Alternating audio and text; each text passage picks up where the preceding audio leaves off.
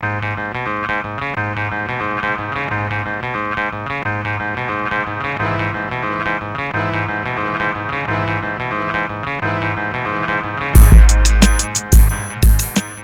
up, everybody? Welcome back to the J-Rock Show. I'm your host, the Cowboy J.R. Storm, alongside my co-host, Jason J.K. Candell. Y'all have been loving the guest interviews, so we got another one for you today. Aidan Weaver on the show. Appreciate you being on, my man. How are you doing today?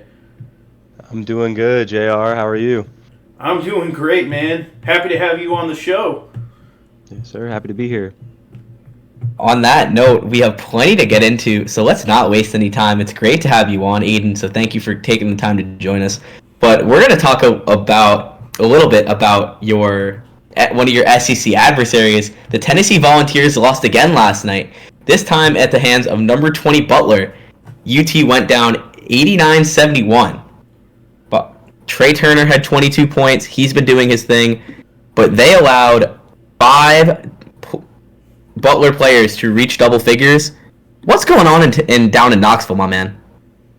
From the looks of it, I mean, like you said, Trey Turner's doing his thing, and he will always do his thing. He's done it since he came out the womb. He's been shooting from the logo.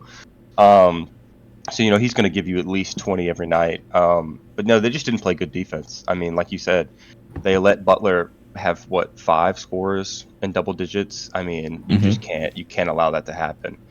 And Butler shot really well last night, so I mean, there's no mistake on that. But they were also passing the ball very well, so it was tough to beat them last night. Butler was just on the tear. Butler's on a tear, like you mentioned. They're 4-1 now. It's surely going to skyrocket. The bucket for once. Yeah, they looked good defensively though. But for Tennessee, Henrik Vekic benched again in crunch time. How do we kind of evaluate that, given that this is not the first time it's happened this season, and he was expected to be one of the better big men in SimWorld U? I mean, if you take a look at his rebounding, I mean, he only had 5 boards as a big man. I mean, he's just not doing the things that Tennessee really needs right now. He shot okay from 3. He went 1 for 3, so I mean, he didn't take too many. But his plus minuses are not good this whole season. So I can totally understand why he was benched in crunch time for someone else to play his spot. Absolutely, I understand that. But on to our next topic. Let's talk about Mississippi State. Number 15 took down the reigning national champion Miami Hurricanes 84-82 last night in Starkville. 6 Bulldogs reached double figures, including Terrell Pearson, who has been their clutch time leader. Is this team truly legit? I mean, by the looks of it, I'd say yeah. I mean, they've been killing. All year. I mean, those 2 losses. I mean, those are all obviously not very good losses, but still at the same time, they're in the SEC. They're still playing the best competition in college basketball, I believe. And I mean, yeah, like you said, Terrell Pearson has been their clutch guy. I mean, he played 32 minutes last night. I mean, he shot 62% from the field. What can you do about that? He didn't shoot as much as I would like him to. I would like him to take more aggression and shoot a little more. But everything else, I mean, he's done everything well. I mean, 11-9 on 8 shots. I don't think any head coach is really going to complain about that. Oh, for sure. And he's also like their main facilitator, it seems. So I don't blame them at all. Chris Jans really seems to build something there. I remember when we were doing our SEC conference preview, we thought that Mississippi State would be near the bottom of this conference, and I don't think we could have been more wrong. I'm not going to lie to you. I thought they were going to be as well, because the SEC is stacked this year. So I didn't expect them to be doing as well as they do, or as well as they are.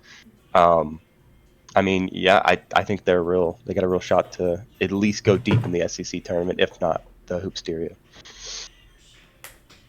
Definitely. And now, moving on to our next topic, Duke beats the living daylights out of Memphis. Cooper Flagg drops 26 and 11. Little, Sampaio, and Minor combined for 38 points out of the backcourt. And Roderick Little How about the defense on Darius Outlaw, holding him to 12 points on 14 shots? Aidan, is Duke still in the upper echelon of SimWorld U schools right now? And I mean, how many teams can truly compete with Duke in your mind? so I mean, I think Duke is easily still a top 5 team. I mean, we played them close to the wire. I felt like if we didn't have that bad first half, we would have had a little easier time in the second half because we got it rolling. But yeah, they're a very good team. I mean, they deserve to be top 5. I mean, when you have a guy named Cooper Flagg on your team and Victorious Zagauskas, I mean, it's just, what are you gonna do? You can't really do much. I mean, Cooper Flagg had a double with 4 assists, a steal, and a block. I mean, you can't ask for much from him. I mean, they're just full of raw talent. Oh, raw, full of talent they are. Ilgauskas is still a raw player. He's incredible on the defensive end, but there's still so much more that he can accomplish. But we have some questions that we want to ask you. I'll kind of kick things off here. We had Bevins and Patches on the show a few weeks ago, and he kind of poked a little bit of fun about the rivalry between you two. Can you kind of shed some light on the relationship you two have and how that's kind of grown with you two now on rivaling SEC schools? I mean, Bevison and I we've been close since day one. I mean, we used to play on the same team a long time ago, and so we were able to make it work, and we've been friends ever since. It's like a fun little rivalry that we have.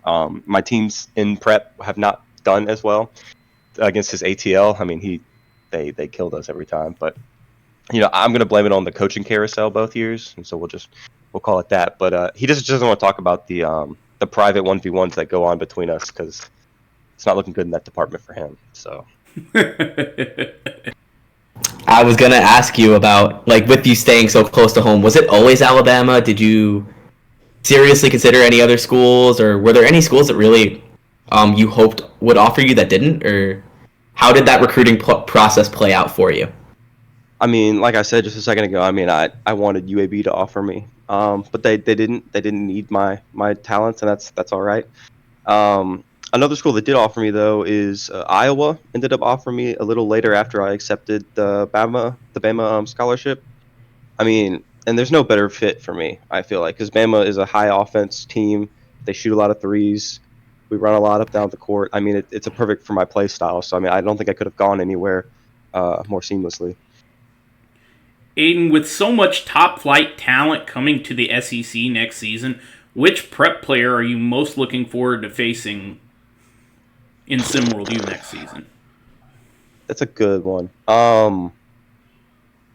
I probably have to just go with the easy one and just say Kai Killens. I mean, we got our shot at him last year in the hoop. Run the one. Yeah, run the one.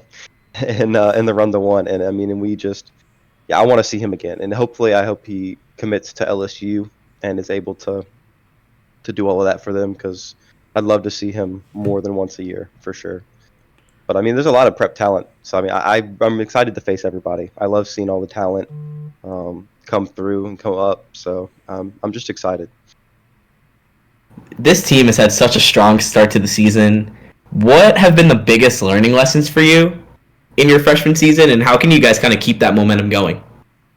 So for me, it was definitely having to take a step back from what I was doing on Lone Star. Now, granted, I didn't do a whole lot on Lone Star. I was more of their glue guy, but on here on Bama, I've had to take a step back from what I thought over the summer. I put in a whole lot of work, so I felt like I was going to easily be like one of the top guys. But we have Henderson, we've got Epps. I mean, we got DJ Childs, Levin Cutler, Coco Bryce coming off the bench. I mean, we just, we're loaded. So I was expecting to have a smaller role here, and it's been working to perfection. I've been doing what I needed to do, and whatever Coach Ost has asked for me. Now, Aidan, what has the experience playing for Coach Oates been like for you? Would you say he is the best coach at the SimWorld U level? I mean, I'm a little biased, but I think so. He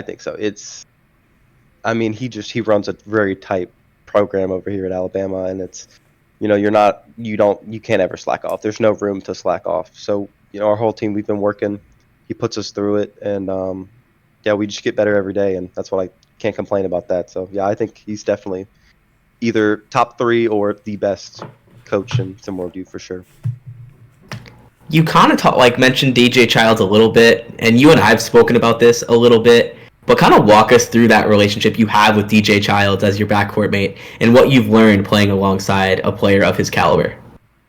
So with DJ, he's kind of taken on a mentor role for the freshmen that are on this team, and he's kind of taken me under his wing and giving me the ability to learn from him, because he is a great resource to use for that kind of, he's a stand-up guy. I love everything about him. He helps me through everything. If I have a question, I can ask him, and he'll give me an answer without making me feel stupid. And I've learned a lot from him. I've especially learned how to improve myself off the court as a human being and not just a player.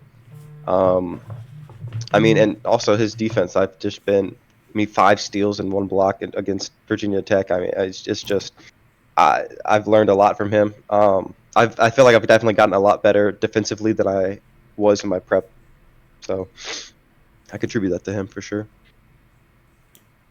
Now, Aidan, what was the biggest transition for you going from SimWorld Prep to SimWorld U, whether it be on or off the court? Well, you kind of have to think about it as most of the prep players that are coming to college are the best of the best from the prep world, and that's going to be the same going up into the next step. But it's definitely been the physicality and the pace of play. I'm not used to playing this fast, but I'm starting to get I'm starting to get used to it, especially the physicality. These guys are big; they are huge. So I'm not used to the physicality, so I've had to lay off a little bit, but it's definitely been a nice transition. And like I said, with DJ Childs taking me under his wing, it's made it a whole lot easier for me for sure.